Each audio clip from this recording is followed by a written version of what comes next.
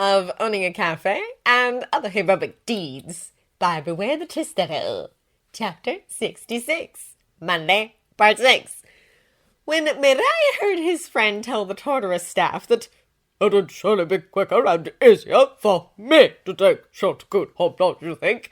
He may or may not have laughed, snorted into his thankfully nearly empty cup of tea, his hand quickly reaching for his hanky and dabbing at his mouth. If his female sidekick had seen anything, then she'd wisely kept it to herself. Her costume form was diligently set by her desk on the other side of the office, a Noroneko takeaway box still housing 2 popping cookies, rested next to her laptop as she continued to write up her report on the investigation into the Yakuza she and Centipede were carrying out. "Toshinori," he sighed, an index finger pressing at the earpiece he wore to reopen the channel. "Really?" Then, no verbal reply returning, the golden-eyed man chuckled to himself. The big lug had forgotten they were still connected, hadn't he? And looked back to his laptop. All Might Watch had calmed down, and thanks to the press, most people were now chattering about the group of thugs the symbol of peace had taken down, the 7-Eleven's manager praising his friend for his quick and effective actions. "You know, you'd think someone like him was too big to help out the little guy, but if the day's taught me anything, it's that a true hero doesn't care about the size of the threat, just whether or not they can help. Thank you, All Might-O." Good, honest praise like this really was the best kind of publicity, wasn't it? It certainly helped to keep the anti-pro talk show hosts, bloggers, and news anchors in check, too. He buzz, buzz, buzz. Blinking, he turned to his phone, his mouth sharp. Yagi Toshinori. "Nope. Do you think offering such a thing is too much?" Trying his best not to snicker. His dear friend had fallen pretty hard for their sensational captain, hadn't he? Too much. The former sidekick leaned back in his chair a little, his grin telling. "It's a generous offer, and one that is well meant, and dare I say, logical, in terms of getting him back home quickly," he stated with a little shrug. Just don't get your hopes up or feel despondent if he chooses not to, all right?" He cautioned because although he knew there were no lewd intention behind the Delon's desire to help, being picked up by someone and ferried around outside of emergency situations wasn't usual behavior. However, he could imagine the excitement building up in Toshinori's mind. He didn't want to show off per se, but getting to spend time with Shouta privately was something he'd longed for. Getting to hold the other close to him in a situation where violence or distress hadn't been a factor, similarly, had been an activity he'd privately confessed that he'd wanted to try. The big sap. Yagi Toshinori. He's here. I'll come by office later and fill you in on the AFO situation, if that's all right." "Of course," he voiced. "I'll stay on the channel just in case anything else pops up. You're still out on patrol, remember?" Yagi Toshinori. "Oh! Yes, thank you. See you later." Fondly rolling his eyes, he put his cell phone down and resumed his observations of the CCTV he was monitoring, his golden eyes narrowing when a few other police force reports, witness statements, and investigative reviews became available, and like always, you could easily tune Toshinori's chatter out. Vaguely his mind noticed the adding of Shota's voice to his oldest friends and Lieutenant Sigarame's quieter talking. He had not been able to hear any exchanges when All Might had entered Tartarus proper. He begged the blonde to remain calm regardless, and he had, thank God, but was receiving updates from the prison now and a bill for structural damages. The other's manager would be thrilled, but they'd no doubt talk about that later. And hopefully with some of their Catbad's delicious wares. Oh, he might have to ask Awata if he could see out one of the cookies still lingering in that adorably puppet speckled box. He'd also text Toshinori later and see if he could grab some of those delightful scones or perhaps a slice of Angel's food cake. Yummy!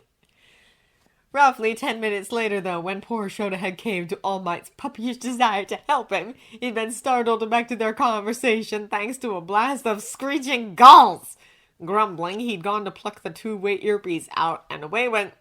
"So, what'd you think?"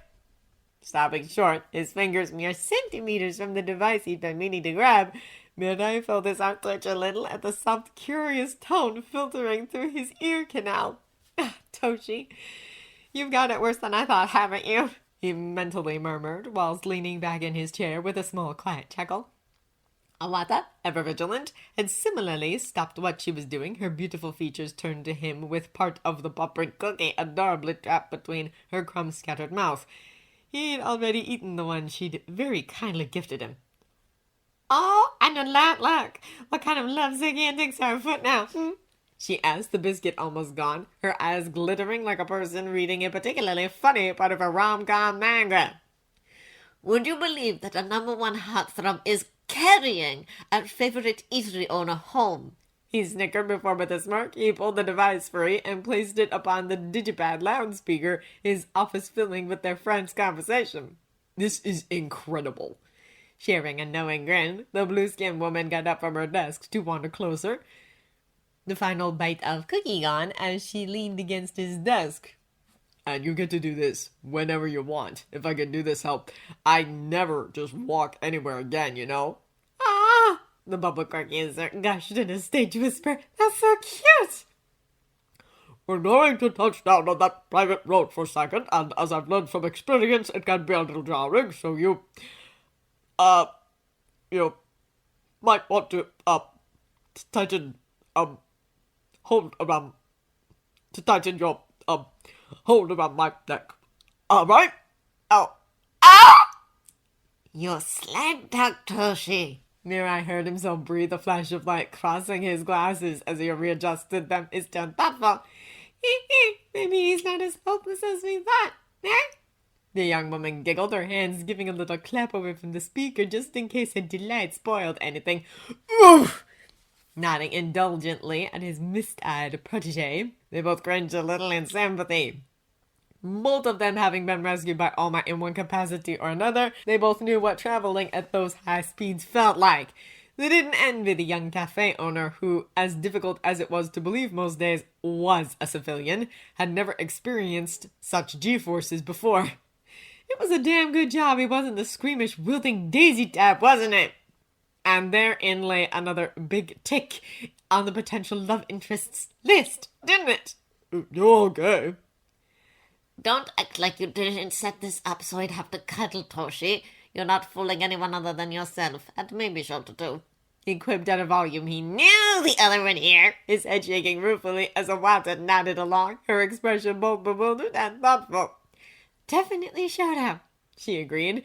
He's possibly the most oblivious person I've ever met when it comes to flirtation, especially considering how sharp he is in every other regard, she mused thoughtfully.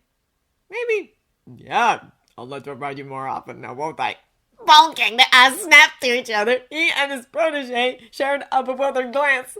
Did he just... Oh my God! His protege squealed, wheezing through explosive laughter, the woman curling over, her arms clutching her middle. But I had to pull his glasses away to swipe at his tears, his mouth wide with a mirth he couldn't control. No, he did not just say that! Sho! You're killing me! She wailed. Toshinori, are you alright? Their laughter increasing at the genuine distress in Shota's tone. Awata found herself sinking to the floor whilst he tried to compose himself, his gaze slanting to the earpiece, blasting out the juiciest conversation he'd enjoyed in a long time. God, how he wished he could see his best friend's face! Oh God, are you sick? We should land. Snickering, he leaned towards the device, his smile spreading into something more devious. Oh, you're sick all right, aren't you, Toshi? Why not ask him to be your nurse? You would like that, wouldn't you? He crooned, his tone sultry in a way that he knew would only make his friend's predicament worse. The blonde guffawed, his tone definitely strained, his bashfulness no doubt consuming him. Wasn't it marvelous that the digipad speaker he was using also had a recording function? Ow! This had their next Christmas party show and tell game written all over it. Boss, please! His psychic pleaded, her own eyes tearing. That's so mean! No, I'm fine, I'm perfectly fine. It's just that Mirai is still talking to me through my earpiece, and he told me something quite embarrassing, that's all. Letting out another uproarious chuckle, the future seer sputtered out. Oh, ha! So you're using me as your cover story, are you? And why is that? It'd be wrong of me to lie to your cat crush if he were to question me about this matter, wouldn't it? What other truths should I tell him, eh? That his name is stored in your phone as Sho Koneko? Oh, look over there. We can see my apartment from here. Ha, ha, ha. Ever, connection lost, ever. Oh? Had his best friend managed to disconnect or dislodge the tech from his ear? He wouldn't put it past him, and luckily, all of their communication devices were programmed to offline themselves if they were detached without being turned off. Having biometrics built into them had been pricey, but it did at least guarantee that only people with pre-approved body temperature DNA could access them. Well, he tittered after a cough, his sidekick having managed to pull herself together. What say we head to the Noroneka for a lunch break, after I've shared this latest update with our dating group, we wouldn't want Obaro to be left in the dark by a potential rule break, now would we? Whooping as Toshinori skidded, and quite stylishly he thought, it was as though he was skimming over ice with skates, not boot soles across the apartment complex's courtyard concrete flooring. To his stop, Shouta couldn't hide his grin as that wide billowing cape snapped behind them, and the others similarly laughed. Thank you for flying air all night. The number one smiled whilst carefully releasing his legs, the arm that had supported his shoulder staying put as he checked to make sure his limbs weren't too wobbly. We hope you had a nice flight and hope to see you again soon, he added because he couldn't seem to stop himself. He struck a pose. He shouldn't have found the display so adorable. Thanks, you big ham. But he did. Seriously though, something tells me that your agency staff would have a fit if they knew you'd been acting as my private taxi instead of being out there in the thick of things. He mused, his hands patting down his clothes and pulling his bottle free. The velocity that they'd been traveling at had thoroughly disheveled his bun anyway, and he could always redo it in room before getting back to work, couldn't he? So, we'll just say I treat you to lunch. Getting yelled at with a full stomach has got to be better than when you're hungry, right? He offered, both of them walking towards the cafe where, with a blink, he realized that the customers sitting outside under the parasols and inside, some pressed against his windows, more cleaning, joy, were all gulping it in. Well, he supposed they must have made for quite a sight, mustn't they? Yes, that would be wonderful, Shouta. Good, thank you. Hello, everyone. How are you this fine afternoon? But luckily, all of them appeared to be regulars who were well used to Toshinori's presence by now. They'd been great about keeping his patronage shush. Kohaku had told him once that none of the locals wanted their cafe overrun with fanatics. Such good people. He called to a few of them as they neared. Does anyone need a refill? He asked, his hand subconsciously snagging Toshinori's when the man folded for some reason to pull him towards the eatery's doors. Then, at the calls of, "We're good. Nice entrance, guys. Welcome home." And, "Oh, would you look at them?" He pushed open the door and smiled as Hitoshi rushed in for a hug, his own arms wrapping around the tat's shoulders without dislodging his cute cap, whilst he looked around his just as lively, filled with camaraderie, cafe. Standing behind the service bar, the latest customer in the 4-person queue served, Tomoko winked at him, her smile a little strained as she nodded at All Might. Huh? The booths were full, along with most of the tables, and fortunately, now that he was back, the cat enclosure could open only half an hour later than usual.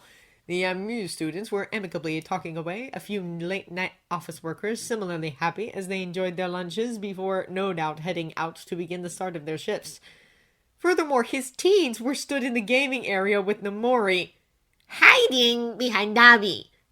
Dabi, who, alongside his partner, were holding shovels? No, they couldn't be real shovels unless... Were they going to help Mimi-chan and the girls tend to the big flowered pots outside? It was a little too hot for such things right now, wasn't it? He tried, his head tilting back down to Hitoshi before looking over his shoulder to Toshinori, who seemed to be fixedly looking at his oldest boys. Was he sweating uneasily? I feel as though I'm missing something here. He allowed his head tilting to Ragdoll, who was suddenly becoming very chatty with Fuchida Sora, the pregnant woman sniggering behind the end. Oh, I don't know about all of that, Shoni. His ward grinned as he pulled away. Well, can you come upstairs with me real quick? he asked, his smile wide. I managed to get part of my summer project done, and I want to show it to you before I go on to the next bit, okay? Smiling widely, he checked on whatever the shovel thing was afterwards. He was sure it was fine, and he trusted his lodgers implicitly. He finally proudly ruffled the child's hair. That's great, Toshi, and I'm sure it's amazing, he offered. Let's go see it, and then you can film me how well everyone's done at running the cafe. Nah, he furthered whilst turning and walking toward the service bar. I'll come with you if that's all right. Oh my god, his voice oddly strayed before to their combined shock. Tomura was suddenly stood near them, his smile almost overly endearing. Ji-san, he crooned, the gardening tool now held behind his back, his tone sugary sweet. Could we borrow you for a sec? He asked, something akin to mischief glimmering in those eyes. Dabby and I want to run something by you. Something real important, okay? Blinking, his expression softening, he was so pleased that his second oldest teen wanted to bond with the sun-kissed bro. He smiled at him, patted Toshinori's shoulder. Did he flinch at the touch? No, that'd be ridiculous. And walked past the taller with Hitoshi in tow, his head politely inclining to the customers he was passing as he went. It was good to be home.